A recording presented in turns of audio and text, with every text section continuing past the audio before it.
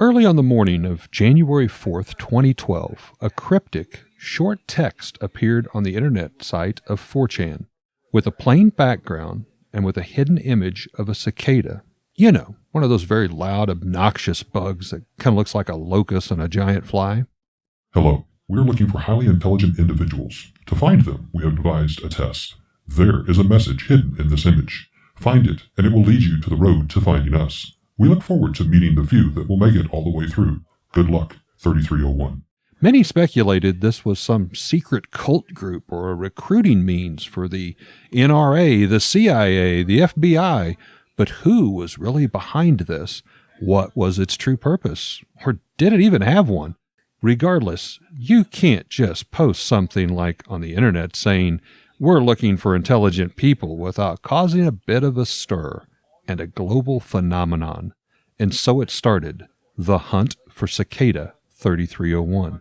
Join us tonight as we attempt to unravel one of the strangest rabbit hole visits of all time. From a child born into this world, we are taught what to believe. Closed-minded we become, fearful to be deceived. Still we desire to know what lies beyond that locked door. The art of the storyteller, conjuring tales of legend and lore. History hidden, lost knowledge, things forgotten and the unknown. These are the things that direct us and will set the tone. Welcome, friends, to another episode of Nightmares on the Lost Highway.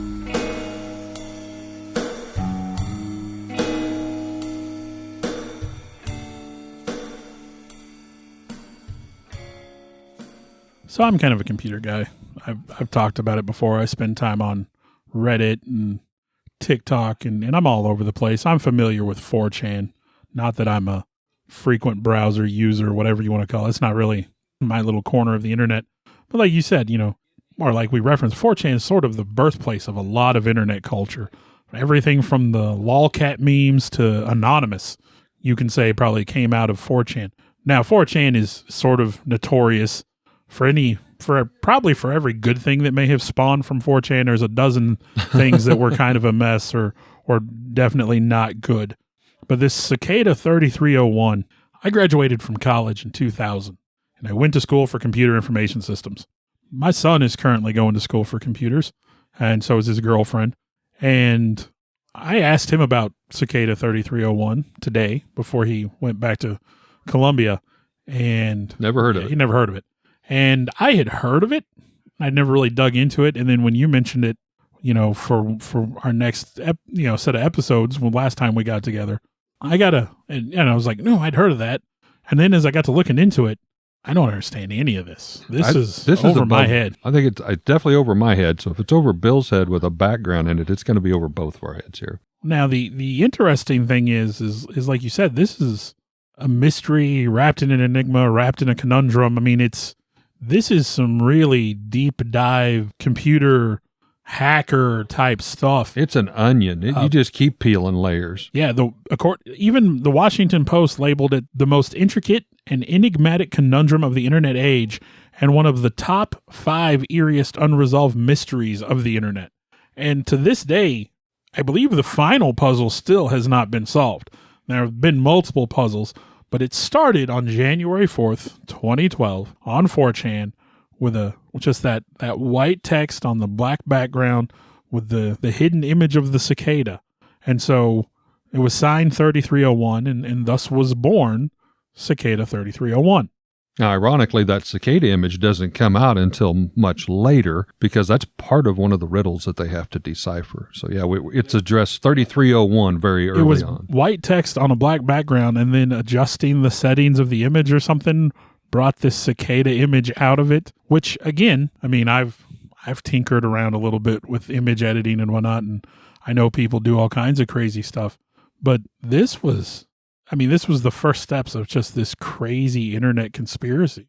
Well, each post was just a sequential step in proceeding to the next part of what we could only assume to be the end game. Where it was assured only a few would find themselves. But what lay there for the few? Possibly wealth. Was it glory? An invitation to some elite secret group or organization? It was uncertain. Now, regardless, many were up for the challenge, at least in the beginning. In this first posting, the text was not really believed to be the clue, but rather some guide to suggestions. It was that image that Bill was alluding to that was extracted behind it that held the key. Now, many people tried all sorts of filters and softwares with Photoshop, and they brightened it, and they darkened the image, enhanced the image. And then someone finally thought to open the image in a text file, which to most just looks like a bunch of garbled gibberish, various letters, numbers, symbols. While these mean nothing to us, to a computer, this is code. What the person found, however, at the end of many pages of this gibberish was a string of characters that looked odd. And in all of this, and I'm not even going to try to say it or to do it because it's like LXXT33 high square, but there was the words Tiberius Claudius Caesar. Now that was repeated over and over again at the very end of the text. People speculated, and correctly I might add, that the code key must be deciphered using what is called a Caesar cipher. Now, Caesar cipher works by shifting letters in the alphabet a certain number of places, right or to the left. For example, the letter A might shift 2 times to the right, so now A becomes C. The letter B would become D, so on and so forth. If you reach the end of the alphabet, like with the letter Z, well then Z would start all over again and it would become B. For this reason, it really isn't hard to crack this cipher. In today's standard, it's not even considered secure. But it weeded out a handful of players regardless as they continued on to step 2. Now, while it's simple in today's society, it's often used as the first stepping stone in cartography even today. So it would stand to reason that historically speaking, it was used as the first riddle to Cicada 3301. Now, ironically, the image was a type of a spoof, if you will, for those that tried it.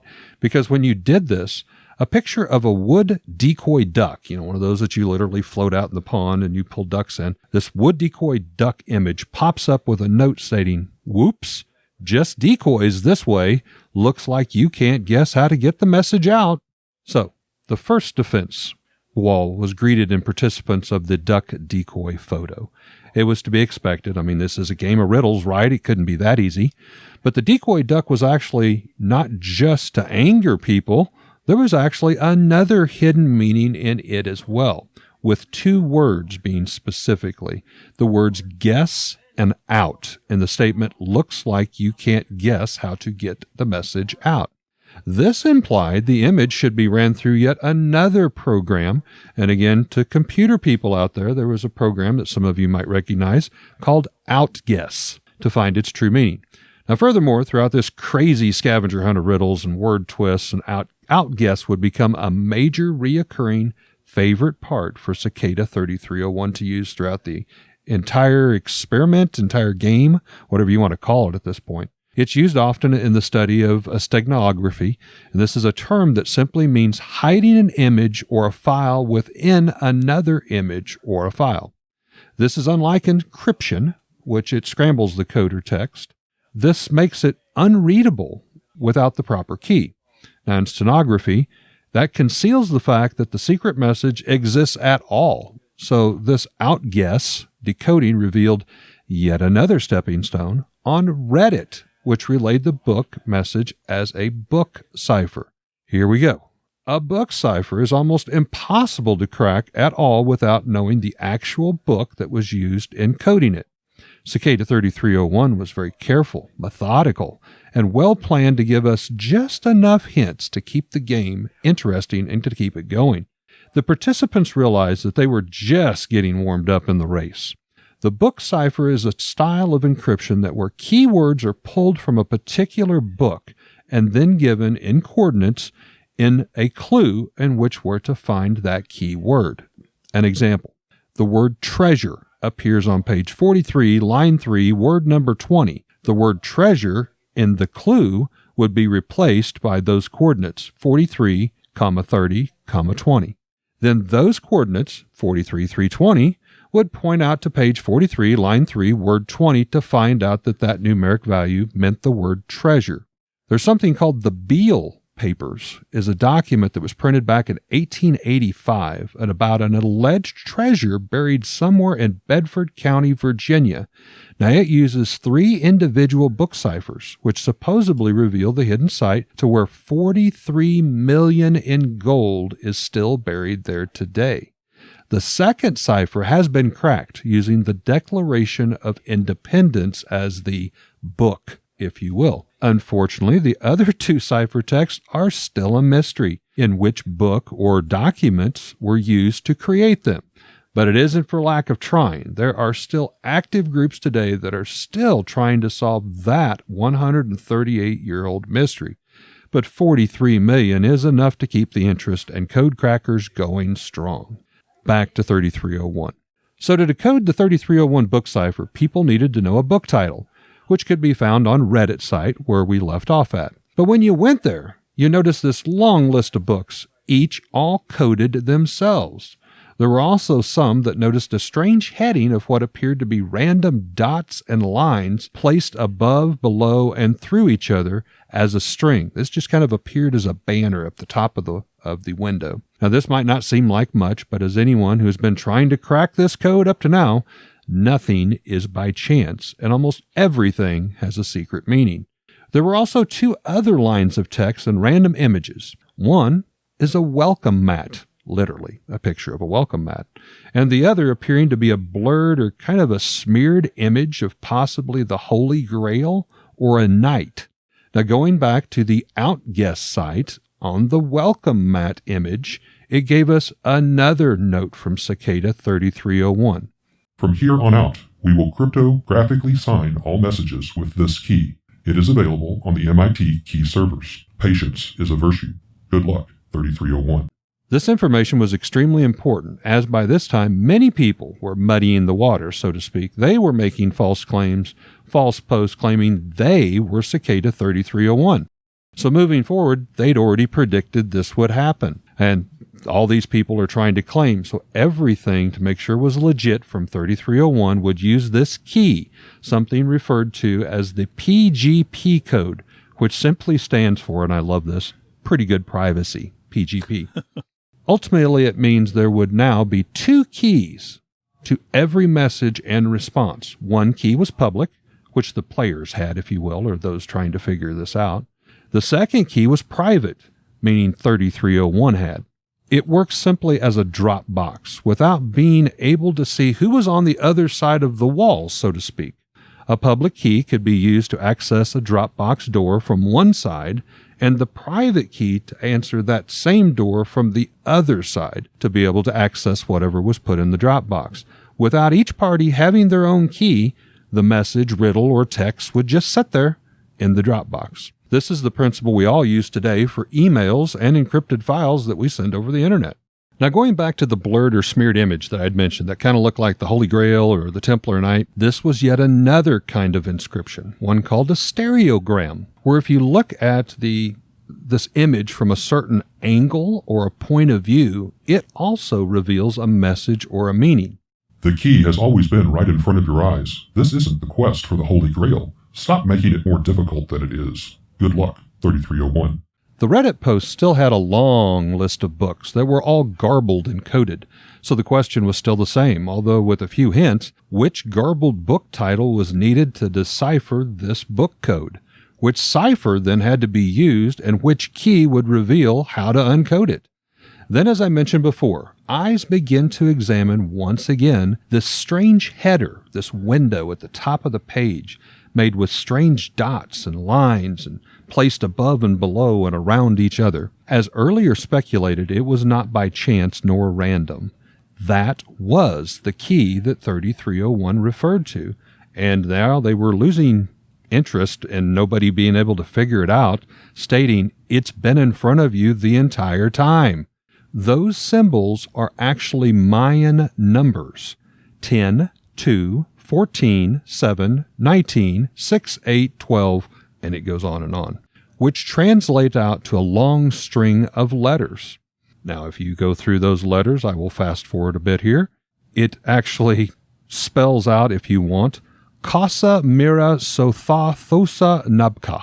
Okay, At this point, it seems like I'm babbling in different languages and probably losing more than a few of you, so I'll try to pick up the pace a little bit. This string of letters, derived from Mayan numbers, is the key needed to in yet another cipher called a Vigenarine cipher. You use those letters and move those letters around by the numbers assigned, a very difficult task, even with the key, and it will then decode the entire book list. Again, computers can do this for you a lot easier, because this twisted, mind-screwing cipher, if you miss counting one spot, you're left with gibberish, so it has to be executed perfectly. Again, simply put, it has to be perfect. Fast forward to which book it was. The book in question is one titled Bullfinch's Mythology by Thomas Bullfinch. It's a book of short stories centered around King Arthur and his knights and the search for, you guessed it, the Holy Grail. So again, we will fast forward using the book cipher with a now known book title and code breakers expected to find yet another riddle. But not this time. It wasn't a code. It wasn't an image. It wasn't a cipher. It was a phone number. By this time in the game, many people had thrown in the towel and quit. Others suggested that the person or persons behind all this was nothing more than a random online troll, just getting their jollies by wasting people's times and to see how long it would keep taking the bait. But there were others that speculated differently. Why go to so much trouble? Whomever 3301 was, they were obviously quite schooled, clever. They knew computers as well as history and obviously a multitude of ciphers, not to mention advanced knowledge in cryptography. Call us at telephone number 214-390-6098. A quick tracking revealed that this location was in Austin, Texas, and codebreakers were certain they had tracked down 3301 and were at the end of the test. So they eagerly grabbed the phone and dialed the number. Very good. You have done well. There are 3 prime numbers associated with the original JPEG image. 3301 is one of them. You will have to find the other 2. Multiply all 3 of these numbers together and add a **.com on the end to find the next step. Good luck and goodbye, 3301. Surprise, no answers, just another freaking clue. And so it was. From the first posting, each progressive puzzle got harder and harder, but some puzzles referred back to the previous puzzles. Here it refers all the players back to the very beginning, to something apparently had been there the entire time. This again indicated this is not a common internet troll. This entire process was well planned and thought out well in advance, even to heat off those that was trying to take the credit of being 3301. Just way too much time and effort had been dedicated to this, but we still didn't know or understand why. There was a handful of dedicated diehards that went back to look at the original posting once again, and they tried everything, using the various ciphers used, the numeric key to unlock it, then translated letters to numbers and even ASCII codes. But again and again, nothing worked. But as it was stated, the answer is in plain sight. So they tried Photoshop and various effects to darken, lighten, and enhance the image. Then some noticed the plain background square that the text was actually on. It wasn't a square at all. It was a rectangle. With precise as everything was, why did they make the rectangle larger than what would be needed to fit the text words on it? A smaller square would have worked easy. So why make it a rectangle? Why wasted space? It was then noticed the rectangle was actually 509 pixels tall and 503 pixels wide. As if this whole internet riddle didn't have enough twists and turns of the best sci-fi thriller movie already going for it, it's now going to take a life on of its own.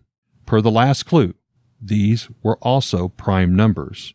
So as per was told, if you take the 3 numbers, 509, 503, and multiply those by each other to the 3301, you get 845,145,127. Then add the .com at the end to that number, and it takes you to the infamous cicada moth-looking image, with a countdown clock of days, hours, minutes, and seconds. When the countdown was reached to 0, the clock disappeared, and in its place was a list of coordinates across the globe.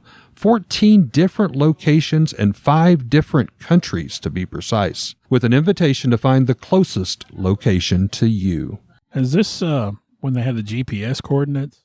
Yes. I mean, to summarize up to this point, the first few of these were solvable by intelligent individuals working alone, and that just required a little bit of coding skill and wordplay. And then they just become more and more ridiculously difficult. You had the clue that involved a poem from a collection of medieval Welsh manuscripts. Yeah. And, another from another was a quote from a book that was only ever released on 3.5-inch floppy disk. I mean, just such obscure things. And so, now you finally get to this point where, you think it's all online, this is all coded, and now, you've got a GPS coordinates that are pointing you off into real-world locations. We're off the computer now. That would scare me. I'm all about solving, puzzles and stuff. I like that. These would have been over my head. But, man, you start luring people out in the real world and you get kidnapped or something, that would make me nervous. Well, as Bill said, up to now, Cicada 3301 had solely existed on the internet, but now it's going into the real physical world. This was mind-blowing. This indicated Cicada 3301 was a global organization, or at the very least, a group of global people working together in unison towards whatever this was. But this also obviously weeded out a few more individuals. Now not only could they sit there at their computer in their house and be code savvy, but now they must be able to travel, if not globally, to one of the closest locations near them. And I think at this point it also became clear that there was going to have to be some level of cooperation between the participants. Yes. Well, at first. Yes. Yeah. No, this whole mystery goes in so many different directions. Yeah, at this point, there's going to need to be some cooperation, but then later on, you kind of get your hand slapped for that. Stop to that. Yeah. Well, this obviously, led to the players, to the next message. So, a poem of fading death named for a king, meant to be read only once and vanish. Alas, it could not remain unseen. The image also shared a warning. You've shared too much to this point. We want the best, not followers. Thus, the first few there will receive the prize. Good luck, 3301. Now, it would stand to reason those still along for the trip, dedicated thus far, as Bill said, they're going to be talking to one another, sharing information, especially considering if there was no physical location close to where you might be, you would almost have to ask for help at some point. But now it was apparent Cicada 3301 was watching you. They warned if you were seen communicating one with another, you would both be thrown out of the program. Now, referencing back to the poem of fading death, this is the one that Bill had alluded to.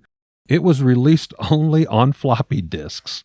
Yeah. You talk about obscure. This thing wasn't even printed. It was on a disc. And then once you read it, it erased itself from the disc. Well, and at this point in time, 2012, 2013, who even had access to floppy drives? Yeah. We were well into the CD age at that point.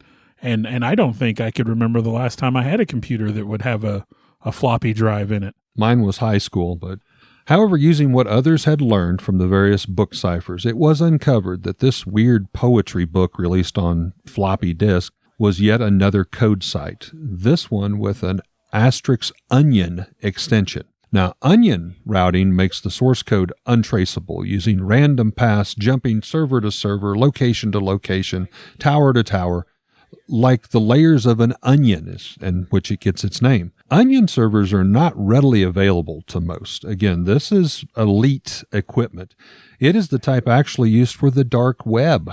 You need specially designed browsers to even be able to get on what is called the Tor network, or again, most people refer to as the dark web. When most people hear the phrase, the dark web, they're startled and fearful of such things. There's all kinds of bad stuff, child porn, sex, slavery, drugs, money laundering, you name it.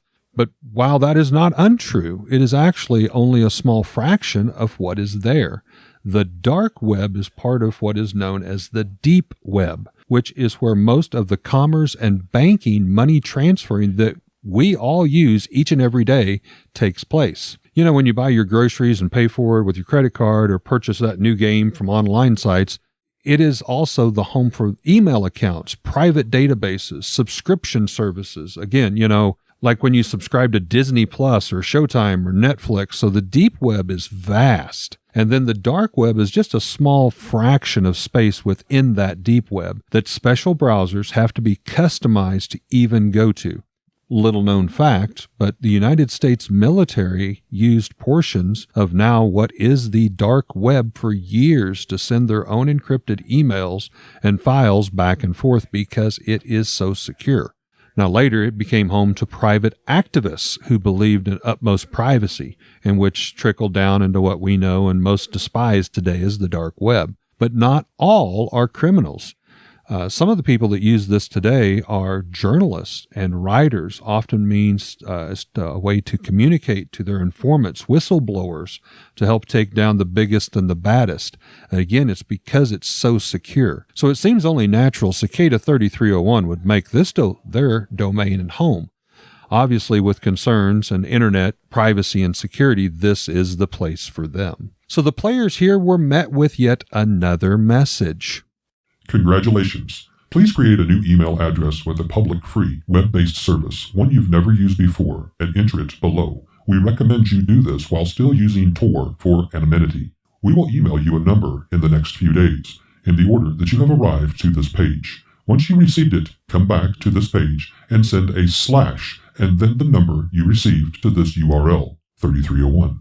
This would be the first time Cicada 3301 would actively communicate directly with the people. Very few people made it to this point, but those that did receive an email within a couple days as stated in the message. This message will only be displayed once. Here is a message that has been encrypted with RSA, the crypt, RSA Perl module available C-SPAN. The encrypted message is a number. Break the encryption code, then come back to the same URL. Then enter the decrypted message to continue. Each person that has made it thus far has received a unique message and an encryption with a unique key. You are not to collaborate. Do not share it. Your message and key will not result in the next step if you do. Good luck, 3301. With each player receiving a unique number and a key, it was easy for Cicada to track who was sharing information, and it would be easy to toss them out.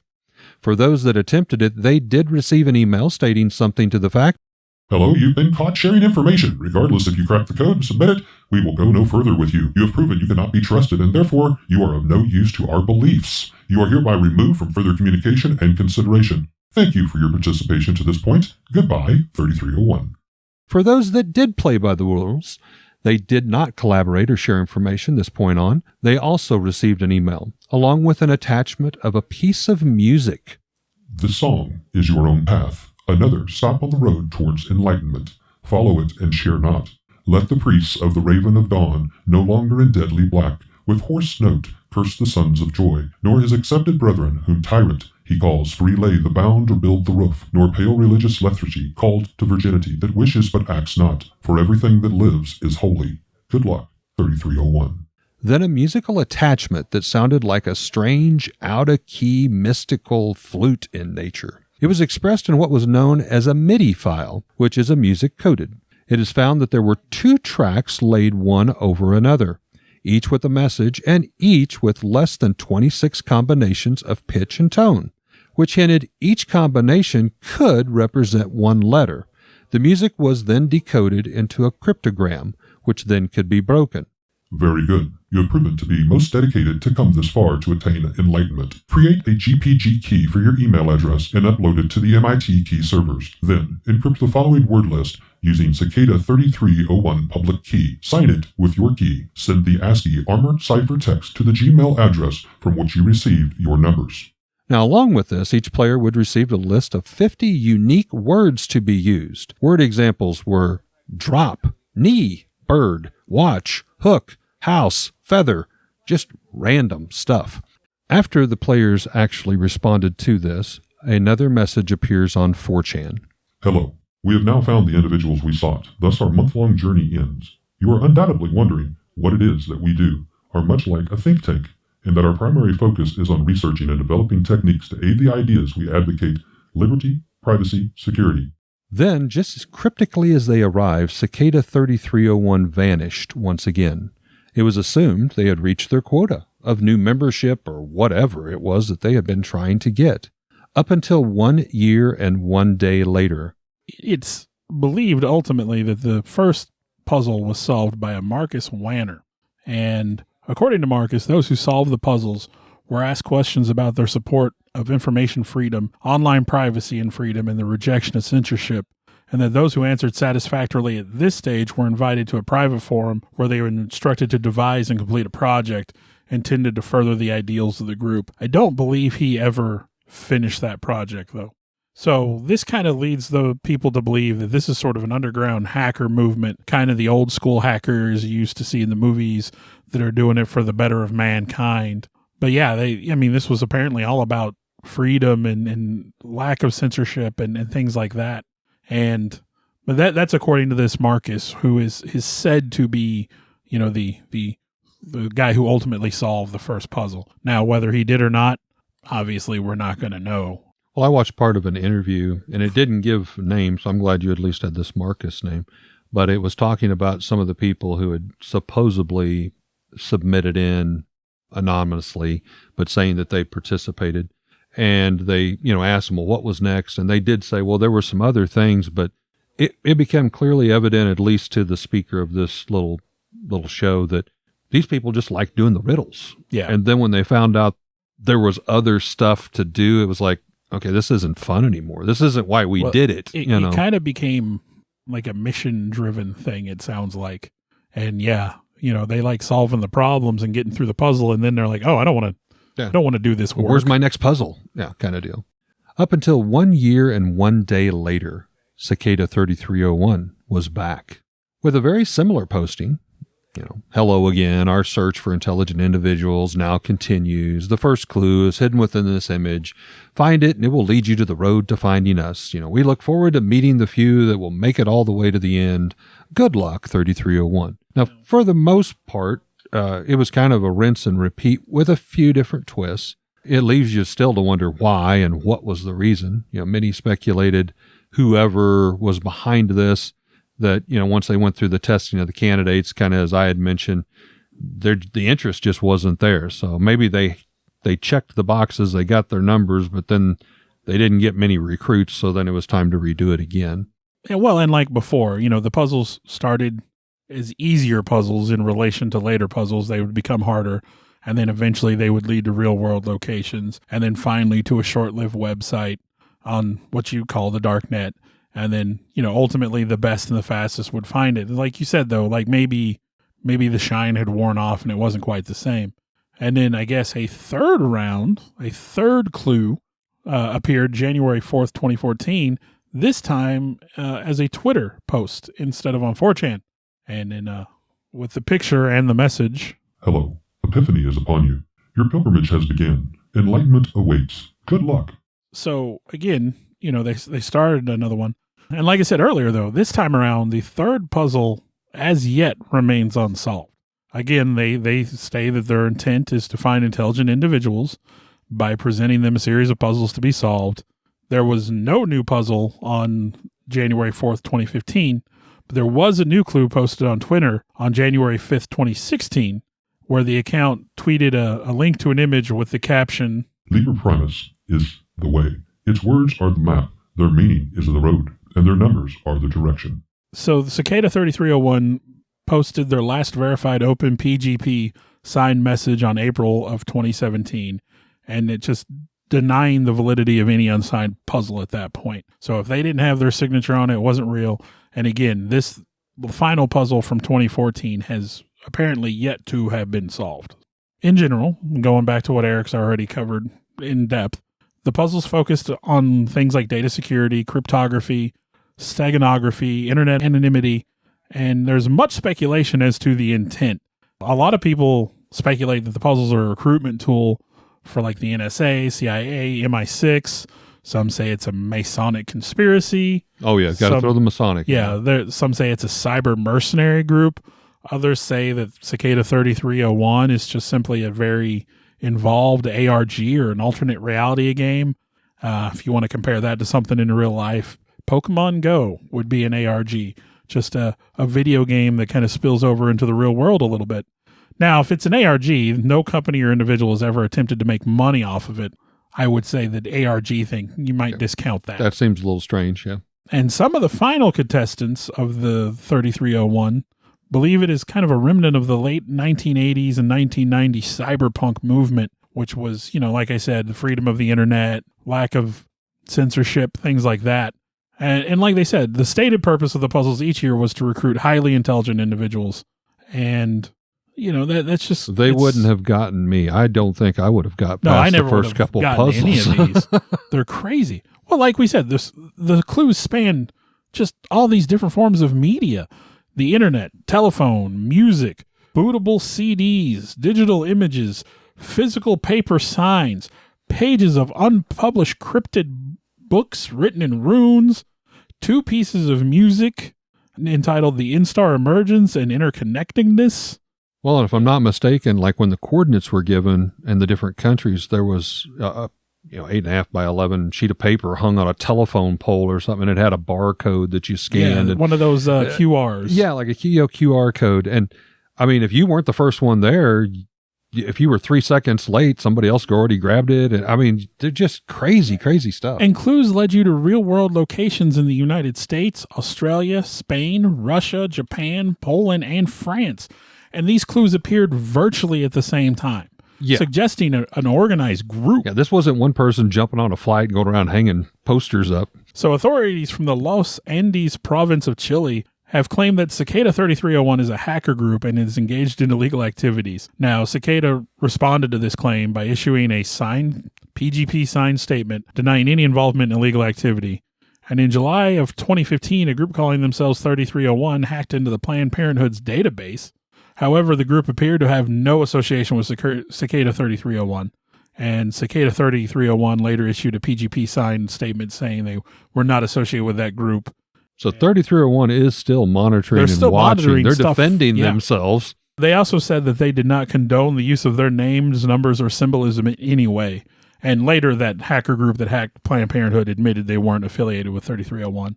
Of course, this group has gained notoriety and public attention, with many, again, saying the puzzles were an introduction to occult principles, even possibly recruitment for a cult.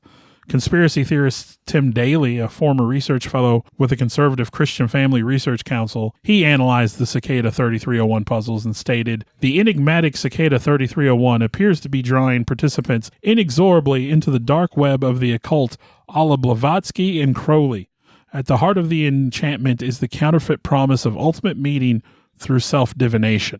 And during the first months of QAnon's existence, there were even rumors that Cicada 3301 was behind the enigmatic Q and, the figure who originated these conspiracy theories, and that they had created all of QAnon as some sort of live-action role-playing game. Wow. I will say it was some of the wording that they used. You will be reaching enlightenment. There was kind of a religious foundation, if you will, seemed to be there. Even though some people that are part of the whole Q thing have been encouraged to look into 3301, 3301 has never claimed any involvement in QAnon at all. Ultimately, from the sounds of it, from what I read, Cicada seems to be advocating for the right to privacy in a fight against a 1984-like overarching, over-controlling system in which, actually, like I said, it's kind of reminiscent of the old school hacker mentality of just hacking to prove you could do it and to prove that, this isn't safe and this isn't right. The closest description we have is from Cicada themselves, from a leaked email from one of the winners of the 2012 challenge. "You have all wondered who we are, and so we shall now tell you. We are an international group. We have no name. We have no symbol. We have no membership rosters. We do not have a public website, and we do not advertise ourselves. We are a group of individuals who have proven ourselves much like you have by completing this recruitment contest, and we are drawn together by common beliefs. A careful reading of the text used in the contest would have revealed some of these beliefs: that tyranny and oppression of any kind must end, that censorship is wrong, and that privacy is an inalienable right." So we still don't know who was behind this, what was behind this, truly what the end goal was, although I'm going to lean more towards recruitment for something. But I would say it was definitely not a government thing. No. That would be my thought. No. And this was, I refuse to believe this was a group of just internet trolls. There was way too much The fact that it happened technicalities internationally and a lot of the stuff happened simultaneously leads me to believe it was a group. Yeah. It had to be a lot. And then one of the things I read said, oh, well, this could have been orchestrated by just a couple of people. How can you put up all of this?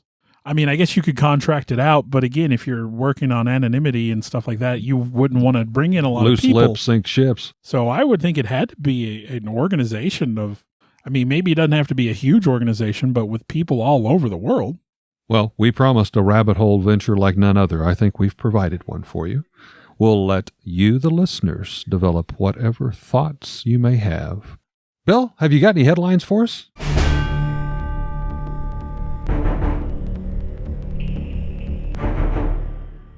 Yeah, I have a headline from Wired.com from September 2022. And I condensed this a great deal, but I felt it just rolled right in with what we were talking about. Games, mysteries, and the lure of QAnon.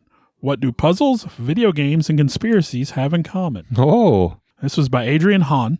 So QAnon is so sprawling, it's hard to know where people are at with it, where they join, what it is. 1 week, it's the false rumor that 5G cell towers are spreading diseases. The next week, it's Wayfair.com is trafficking children inside expensive furniture. oh wow. So who knows what comes next?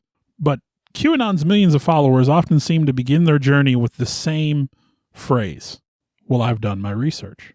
So recently introduced ARGs, I talked about that earlier, augmented reality games, things like Pokemon Go are the most video game-like example, but there are others. But they started as far back as the marketing for Steven Spielberg's movie AI. And this was apparently a very aggressive ARG campaign that had multiple websites that looked like they were real websites for real things, but the dates were like the year 2047 or something like that. And it was just, you followed the clues, you followed these breadcrumbs to get to the ultimate, like, hey, go watch my movie kind of website. And, it's just a bit of kind of viral marketing when viral marketing was becoming a thing. And these kind of games have been promoting, all kinds of entertainment, but it's a different kind of entertainment that appeals to a different kind of person. And it's a kind of entertainment that rewards discovery in the way that you might think of like a crossword puzzle or a word search. You're solving problems, you're solving clues, but you're solving them in a more real world way. And the people that go into these things, they're drawing these connections and just the feeling of a hunch that pays off after hours or days of work. I mean, like I said, it's like puzzle books, murder mysteries, adventure games, escape rooms, just these real world experiences that really feel like they have something to them. Even scientific research in its way aims for this same, I'm going to make all these thoughts, I'm going to draw these conclusions, and then I'm going to prove them. And you feel like you've accomplished something. So these sprawling games, like we talked about with Cicada, you can't hardly tackle these by yourself. A lot of these games involve multiple people working together, and they're forced to cooperate, sharing their discoveries and their solutions, exchanging ideas, and creating resources for others to follow. Now, while QAnon is not an ARG or role-playing game of any type, it's actually a dangerous conspiracy theory that could potentially undermine a lot of things. There are lots of ways of looking at conspiracy theories that are similar to these ARG games in that, it kind of pushes the same buttons they do, whether on purpose or by accident. And in both cases, the phrase, do your research, can lead the people involved to this just a plethora of brain-tingling information. So, in other words, QAnon may be the world's first gamified conspiracy theory. It works the same way as the Cicada thing kind of worked, or these ARG games. ARG games, that's redundant, but they, in a way, there's a lot of world building there, and sometimes the truth takes a back seat to what people think is going on. And so they create this convincing shared history across different platforms, different networks, Reddit, Twitter, whatever, X, I guess it's called now. And in this world, perfection isn't necessary. As a matter of fact, if you make too much sense, you bring suspicion on yourself. Maybe you're working for the government. Maybe you're on the inside. Just a a certain level of consistency that helps maintain this all-important suspension of disbelief. And that's, a lot of game designers, writers, other creators, they do that when they write their games, their movies, their TV shows. And, when there is an inconsistency accidentally introduced into a conspiracy, that should be a sign that these conspiracies are in fact false. If I can present you with data that argues against what you're saying, shouldn't I be proving you wrong? Instead, the theorist will often fix those errors by working around them and finding new details and essentially rewriting the story when confronted with these inconsistencies or, proving something false. They'll just explain away the errors with new stories and new theories and say that you are trying to undermine them. An ever-living story. Yeah, all you're doing is just presenting fact. So what's special about QAnon and these ARGs is that these errors can be fixed, patched, worked around almost instantly before doubt or ridicule can even set in. And that's really what's special about the QAnon story and is how it's absorbed all of these other conspiracy theories into itself. So QAnon's sort of this ever-expanding uber conspiracy, and it seems pointless to call out when things don't make sense because there's so many moving pieces that if this doesn't make sense, well, it doesn't make sense because this is what's really going on. And, just people will argue in circles about it. It's kind of a shell game. So community encouragement sets QAnon devotees aside from the usual conspiracy theorists because they're all kind of working together. Used to be, you had some lone nut sitting in a basement with little pieces of paper and string, but now you have the ability to work together worldwide in this conspiracy network. And really the ultimate attraction of it, like these games, is to piece together these theories and build these stories and have them make sense. Anne Helen Peterson, who was a senior culture writer for BuzzFeed News, found, when she interviewed, quote unquote, a QAnon guy, he just told her how pleasurable it was to analyze and to write these stories at night while his kids were asleep, just scouring the internet for the details that made his story make sense. And in the QAnon community, these theories are much more than just theories. It becomes so real to them that the stakes are so high that any action they take can be justified.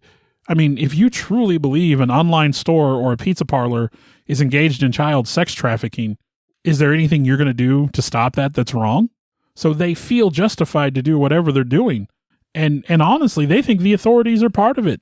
And so even attacking, police or whatever, if you think they're involved, becomes justified in their mind. Yeah, fair game in their mind.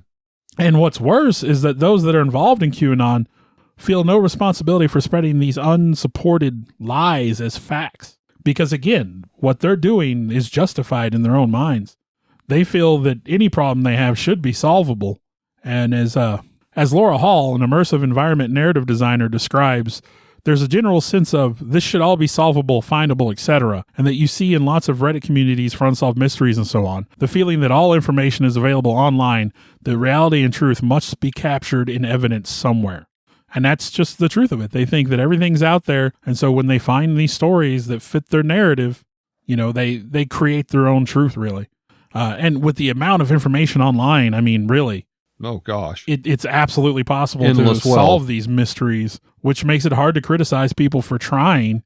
Even, there have been times where people online have solved legitimate real crimes and helped people. And there have been times that in the efforts to solve something, they've ruined people's lives. Right. So. We talked a little bit about that on our episode with Jack the Ripper. That was some internet sleuths that have uncovered at least some new information on him. That was an interesting twist.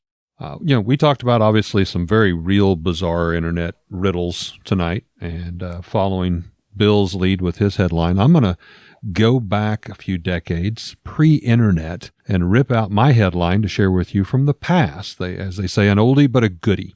It's late 1980s, actually most likely about 1987 to 1988, as stated, pre-internet. But right there in that time frame where VHS tapes are all the rage.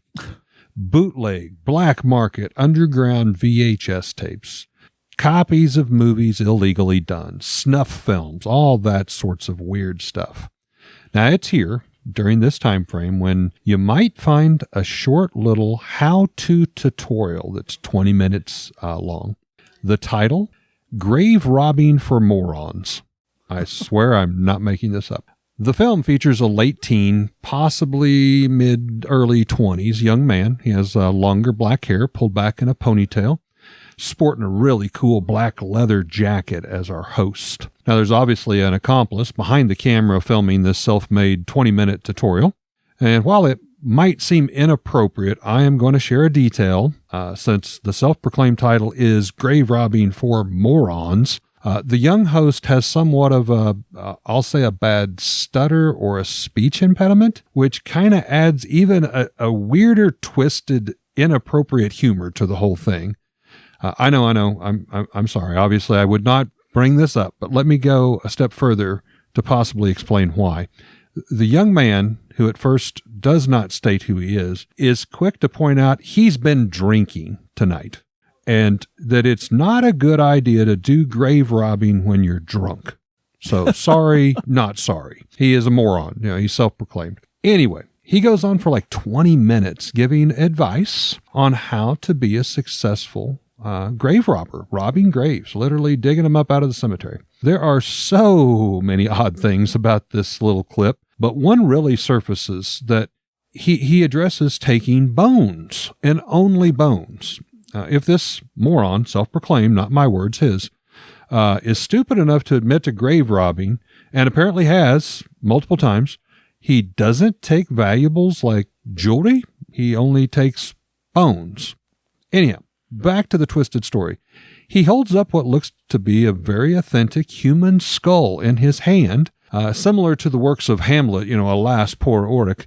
He tells the audience this particular skull, as he is rotating it around, showing the audience, is one of his earliest prizes from his second grave robbing that he's ever done. Now, as the film's being shot in what appears to be maybe a basement or a storage building or a garage, you can see its unfinished walls. You can see a lot of clutter, tables, things kind of stored in boxes, kind of strewn apart in the background. This guy states what I would call pretty obvious tips if you were stupid enough to do this. His number one tip, go out at night. Do it in the dark. Okay. Number two, and it's always better to go with friends.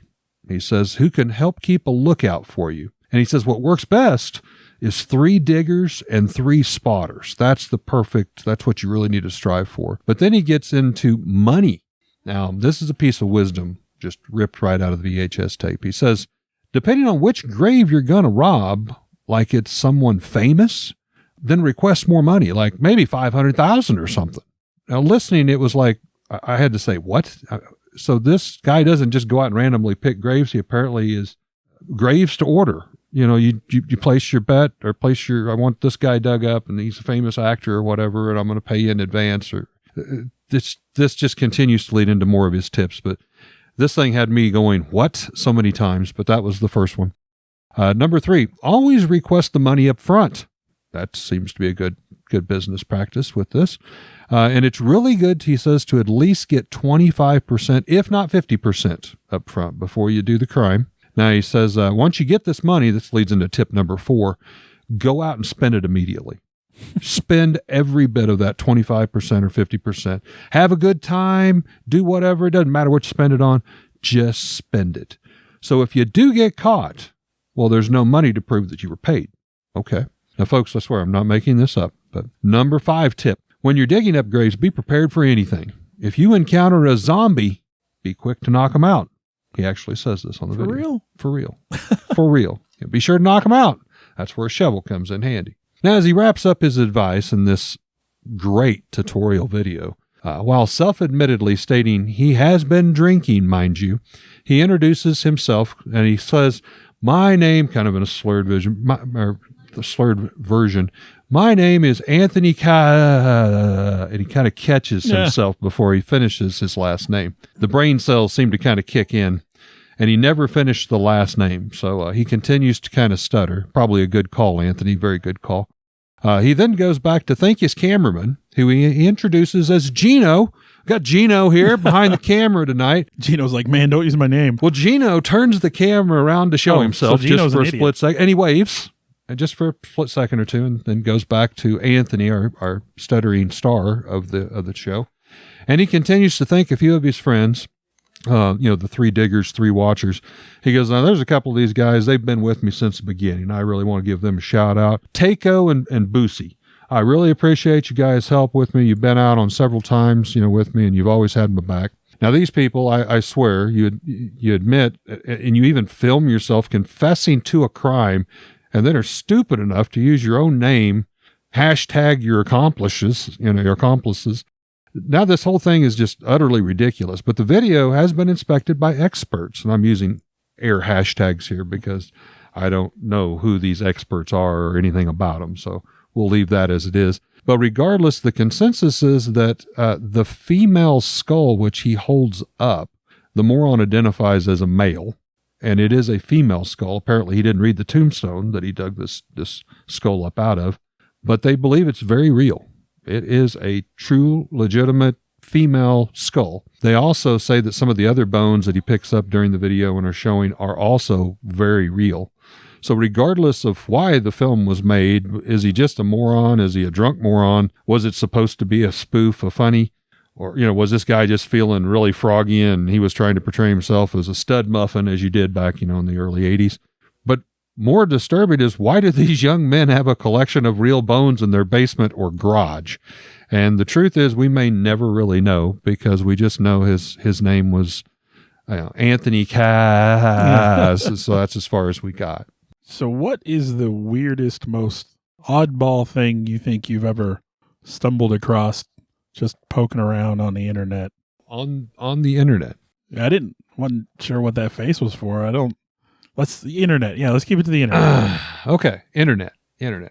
I think probably it's not disturbing, it was just weird, is I punched in, this is decades ago, what I thought was Walmart.com. Walmart.com did not lead me to Walmart.com. It led to hamster porn and erotica clothing that you could buy from, I think it was Japan, somewhere overseas. For your hamster? For your hamster. Wow. Hamsters, female hamsters have multiple. Okay, yeah. No, yeah. I get what you're saying. Family friendly here. So bikinis, and I was just, there was that point, folks. I'm going to admit it. I'm like, what am I looking at? And I paused, and then I'm like, oh my gosh, geez, I've got to get this off my internet.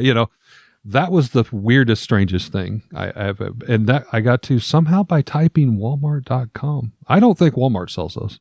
Late 1990s, early 2000s. I was not yet. Well, I might have been. Yeah, it might have been even. Let's say late 90s for sure. I don't know that I was even 20 years old, but I was at home and my brother was poking around. These are the early days of the internet, Not everything had a website yet. And my brother calls me over and he's like, hey, look at this. And it's just a plain text website, just no pictures, no nothing. And it is a step-by-step guide to necrophilia. Ooh. And proper care of the body, and yep. How to treat it properly and how to take care of it. And I'm just like, how did you even find this? And he's just like, oh, I was just poking around, typing in different stuff. And I'm like, no, you don't. I don't think you find this on accident. Walmart.com. It was just one of those things. And he was just like, so, we read admittedly, you read it. You read it. And it was disturbing.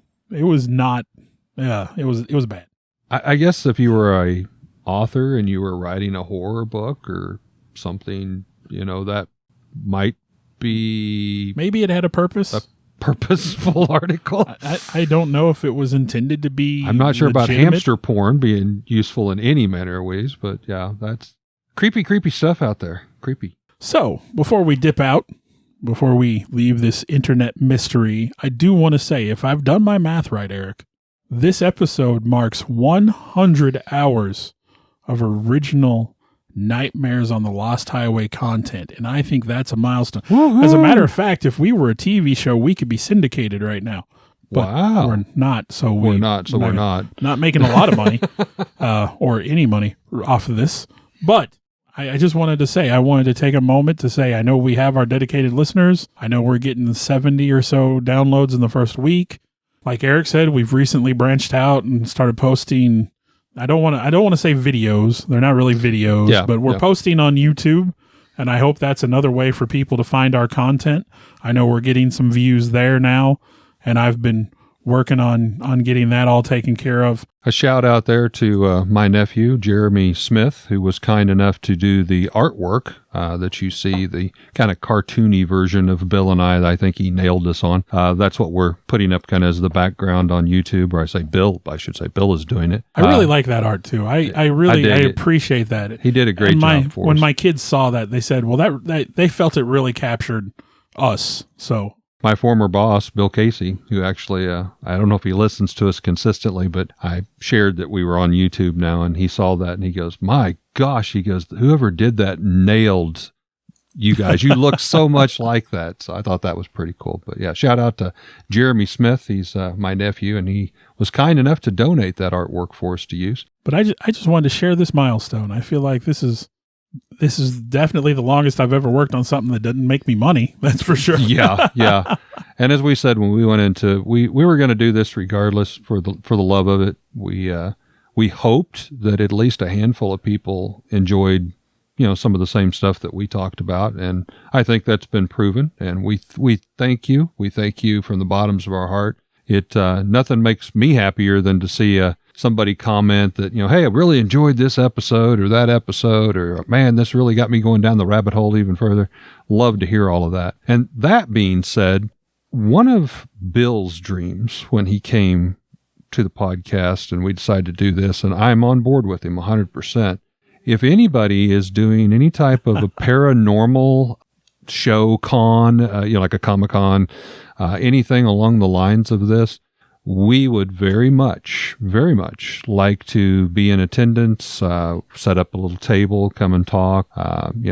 We're not by any means professionals. We know there's much bigger channels out there, but I've always felt that would be like a significant, like we have a plateau. We've achieved enough to be recognized. Yeah.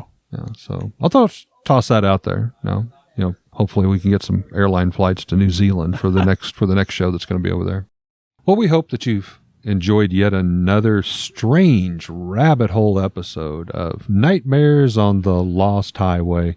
If you bared it through watching or listening to all of this one, we salute you. Thanks for listening. Hey, real quick call to action. I think Eric would agree. We'd like to grow this Nightmares on the Lost Highway. Absolutely. If you're listening on Apple, if you would go and give us a review and rate us.